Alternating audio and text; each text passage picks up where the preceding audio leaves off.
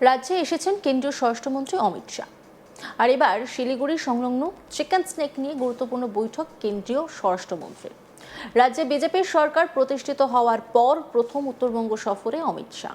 এর আগে নির্বাচনী প্রচারে যে সমস্ত বিষয়গুলিকে নিয়ে শাহকে বিশেষভাবে কথা বলতে দেখা গিয়েছে, তার মধ্যে গুরুত্বপূর্ণ তিনটি বিষয় নিয়েই বৈঠক হয় উত্তরকন্যায়।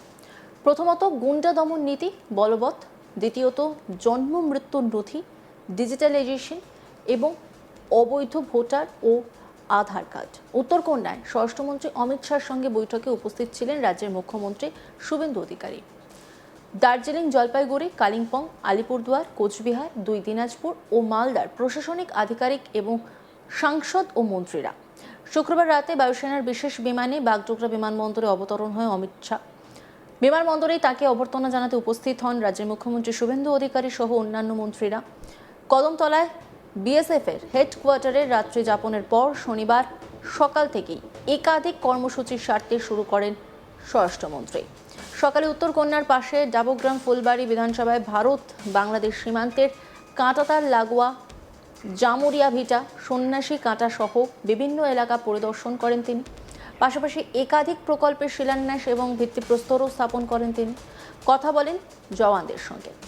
সরেজমিনে ঘুরে দেখেন গোটা পরিস্থিতি। ভারত বাংলাদেশ সীমান্তের পরিদর্শন শেষে শনিবার দুপুর নাগাদ স্বরাষ্ট্রমন্ত্রী উপস্থিত হন উত্তরকন্যায়। রাজ্যের মুখ্যমন্ত্রী শুভেন্দু অধিকারী সহ অন্যান্য মন্ত্রী এবং প্রশাসনিক আধিকারিকদের সঙ্গে ম্যারাথন বৈঠকে বসেন অমিত শাহ। সূত্রের খবর, বৈঠকে উত্তরবঙ্গের বর্ডার আউটপোস্ট বা বিওপি 226 থেকে বেরিয়ে 232 করার সিদ্ধান্ত নেওয়া হয়েছে।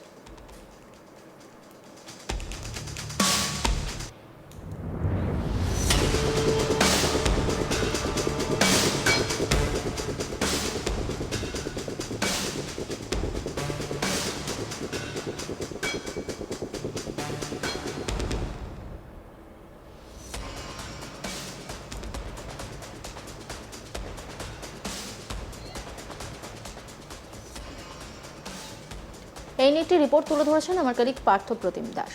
দেখব। রাজ্যে বিজেপি সরকার গঠনের পর এই প্রথম উত্তরবঙ্গে একেবারে ম্যারাথন বৈঠকে দেশের স্বরাষ্ট্রমন্ত্রী অমিত শাহ।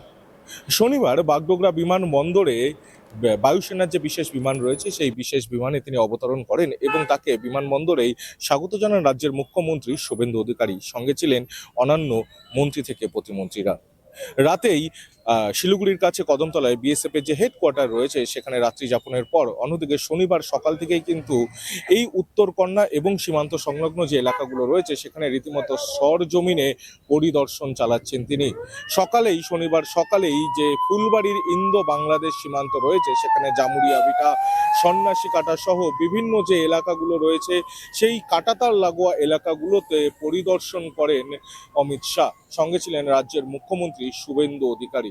রীতিমতো সেই গোটা এলাকা জুড়ে পুঙ্খানুপুঙ্খ সরজমিনের পর পরিদর্শনের পর সেখান থেকে কিন্তু তিনি এই উত্তরকন্যায় চলে আসেন। দুপুর নাগাদ এই উত্তরকন্যায় রীতিমতো ম্যারাথন বৈঠক শুরু হয়। প্রথম বৈঠকে অংশগ্রহণ করে BSF, SSB, army intelligence, rail সহ বিভিন্ন যে দপ্তরগুলো রয়েছে, সামরিক বাহিনী থেকে অন্যান্য যে দপ্তরগুলো রয়েছে সেই সমস্ত দপ্তরের সাথে বৈঠক করেন। সেই বৈঠকে নির্যাস ঠিক এমনটাই যে চিকেন স্নেক নিয়ে আজকে উত্তরকন্যায় কিন্তু এই বিভিন্ন যে দপ্তরগুলো রয়েছে তাদের সাথে গুরুতরভাবে আলোচনা হয়েছে এবং বৈঠকের সূত্রে যে খবর উঠে আসছে যে একদিকে যেমন জিরো টলারেন্সের নীতি গ্রহণ করা হয়েছে বৈঠকে, অন্যদিকে পাচারের ক্ষেত্রে কিন্তু একাধিক নির্দেশিকা জারি করা হয়েছে। অর্থাৎ যেন তেন প্রকারে পাচার বন্ধ করতেই হবে।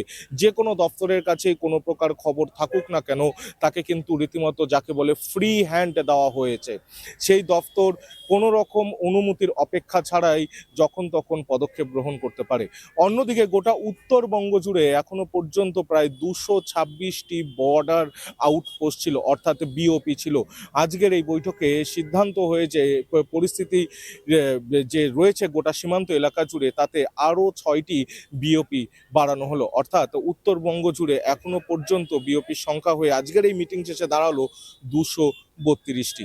পাশাপাশি চিকেন স্নেকে যে গোটা সমগ্র এলাকা রয়েছে, অর্থাৎ যে স্ট্রেচকে কেন্দ্র করে শিলিগুড়ি করিডোর বলা হয়, সেই 22 থেকে 25 কিলোমিটার রাস্তায় ভূগর্ভস্থ রেল লাইন তৈরি হচ্ছে, সেই প্রসঙ্গও কিন্তু উঠে এসেছে আজকের এই বৈঠকে। এবং সর্বোপরি সামরিক বাহিনীর যাতে চলাফেরায় কোনো রকম অসুবিধে না হয়, কার্যত সেই কারণে কিন্তু এই যে সেবকের যে রেল স্টেশন রয়েছে সেখান থেকে সিকিমের অর্থাৎ বাংলা এবং সিকিমের যে বর্ডার অঙ্ক, সেই টানেলের কাজও প্রায় শেষ হয়ে উঠেছে। অর্থাৎ চিকেন স্নেকসের কোনো রকম যাতে তার যে সমগ্র গুরুত্ব রয়েছে, তার সুরক্ষা ব্যবস্থা যেন কোনো রকম খামতি না হয়, সেই সমস্ত বিষয় নিয়ে আজকের এই বৈঠকে আলোচনা হয়েছে। পাশাপাশি সীমান্ত যে এলাকাগুলো রয়েছে সেখানেও যেন নজরদারিতে কোনো প্রকার খামতি না হয়, সেসব বিষয় নিয়েও বিস্তারিত আলোচনা হয়েছে। আপাততভাবে একটি বৈঠক শেষ হয়েছে, পরবর্তী যে বৈঠকগুলো রয়েছে সেগুলো ধাপে ধাপে শুরু হতে চলেছে এই উত্তরকন্যায়।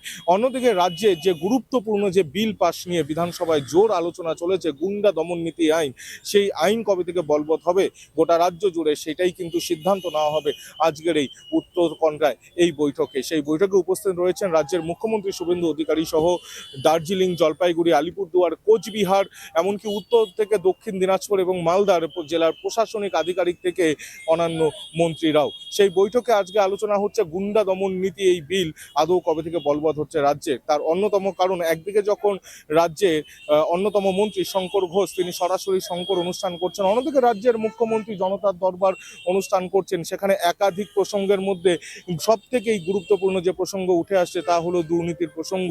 জমি দখল থেকে এই উত্তরকন্যা যেখানে অবস্থিত, সেখানে তার চারপাশ দিয়ে যে শিল্প তালুকগুলো রয়েছে, সেখানে সেই শিল্প তালুকদের গুন্ডা বা যে বাহিনী রয়েছে, দুষ্কৃতী বাহিনীদের আন্দোলনের যে একের পর এক শিল্প তালুক বন্ধ হতে চলেছে, সেই সমস্তটা যাতে আবার আগামী পুনরায়ভাবে পুনরুজ্জীবিত করা যায়, সেই গুন্ডা দমন নীতি নিয়ে কিন্তু বেশ কড়াভাবেই সিদ্ধান্ত নিতে চলেছে বা সেই সিদ্ধান্ত হতে চলেছে আজকের এই বৈঠক থেকে।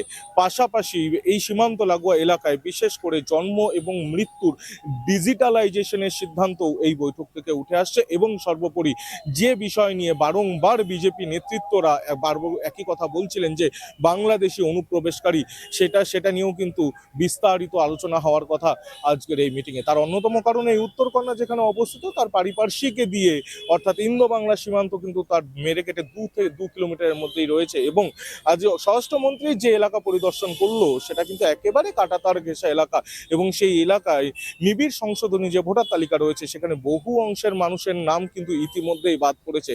কাজেই সেই অর্থে তাদের কি হবে, এবং যে অনুপ্রবেশকারীরা আসছে তারা কি প্রসেসে বা কোন পন্থা অবলম্বন করে তড়িঘড়ি তারা ভোটার আইডি কার্ড এবং আধার কার্ড বানিয়ে নিচ্ছেন, এই সমস্ত বিষয় নিয়ে আজকের এই বৈঠক। এক কথায় এই উত্তরবঙ্গের যে সীমান্ত লাগোয়া এলাকাগুলো রয়েছে এবং সামরিক বাহিনীর সুরক্ষার যে বিষয়গুলো রয়েছে, সেই বিষয়কে মাথায় রেখেই আজকের উত্তরকন্যায় অমিত শাহের সাথে রাজ্যের মুখ্যমন্ত্রী সহ অন্যান্য যে মন্ত্রী এবং প্রশাসনের যে বৈঠক, তা যথেষ্ট গুরুত্বপূর্ণ। অন্যান্য খবরে আপডেটের জন্য অবশ্যই নজর রাখুন আজ তাক বাংলার ইউটিউব স্ট্রিমিংয়ে। লাইক, কমেন্ট, শেয়ার এবং সাবস্ক্রাইব করতে ভুলবেন না।